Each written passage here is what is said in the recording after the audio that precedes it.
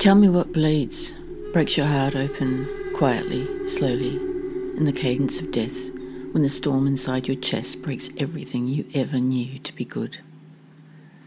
Glass shatters against the motel wall, blood splatters against the man who was tall. He'd thrown the bottle first, then the ashtray, then you, into the wall, into the floor, into the kind of pain that doesn't even make you scream anymore. He called it a conversation, said it was your fault, said you'd made him do it. His fist left a hole in the plaster, his boot left one in you, and still, you didn't cry. You just fucking stood there, tasting blood, measuring the door, until he smiled, picked up the knife, and told you to drive. You drove, with the knife pressed against your throat. Cold steel, all too real, and he whispered, "Keep going." So you did. Through the back roads, through the dark, through nowhere and nothing, and the long stretch of highway where no one ever looks twice. The phone was dead. You were dying, inside first, then everywhere else. You thought maybe the trees might open up, might swallow you whole, that maybe the road would curve into some kind of peace. But peace was a fucking lie.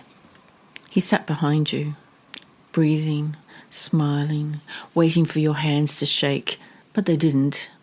Not yet. You passed roadkill, you stopped noticing. There were too many broken things in the world to count. You thought of Mary, you thought of love, you thought of how silence sometimes feels louder than screams. You tasted blood again. This time it was yours. You didn't scream. Not when the car spun, not when the tyres blew, not when his voice dropped to a whisper and said, "This is it." You didn't scream. The car hit the ditch, metal folded like paper. You hit your head on the wheel, the glass, the thought of him still breathing. Everything blurred. You rolled from the wreck like something half alive, half ghost, fell into the grass, cold, wet, and alone. Your body didn't feel like yours. You moved because pain told you to, because instinct hadn't caught up to grief. Your jaw throbbed where it had met his elbow. Your ribs hummed like something cracked but unfinished. Every part of you leaking, bruised, used, left to rot beside the fucking highway, and still you crawled. Gravel bit into your knees, your palms shredded.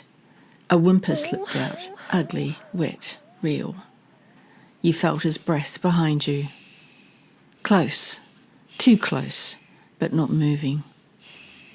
Was he dead? Unconscious? Watching? You didn't dare look, because if he was smiling, you wouldn't survive it.